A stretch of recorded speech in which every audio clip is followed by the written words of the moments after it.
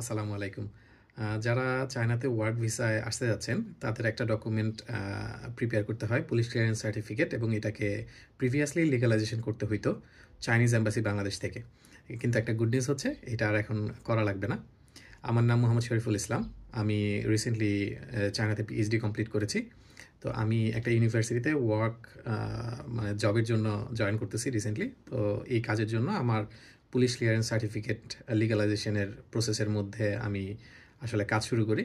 আমি অনলাইনে police clearance certificate apply করি, যেটা আমার ভাই বাংলাদেশ থেকে রিসিভ করার পরে আমি চাইনিজ এম্বাসি বাংলাদেশে ফোন দিয়েছিলাম যে কী কী ডকুমেন্ট অথবা কেমন টাকা পয়সা লাগবে এটার জন্য। কিন্তু ওরা কনফার্ম করলো যে এখন পুলিশ ক্লিয়ারেন্স সার্টিফিকেটের পেছনে সাইডে মিনিস্ট্রি অফ ফরেন অ্যাফেয়ার্সের অলরেডি সিগনেচার করা থাকে, এবং পুলিশ ক্লিয়ারেন্সের সার্টিফিকেটের টপ লেফট কর্নারে সম্ভবত একটা কিউআর কোড থাকে, যেখান থেকে আসলে ভেরিফিকেশন করাটা ইজি। তো এই জন্য আর চাইনিজ এম্বাসিতে অন্য ডকুমেন্ট লিগ্যালাইজেশন করা লাগলেও এখন পুলিশ ক্লিয়ারেন্স সার্টিফিকেটটা লিগ্যালাইজেশন করা লাগবে না। এটা একটা ভালো জিনিস হইলো। Thank you. আসসালামু আলাইকুম।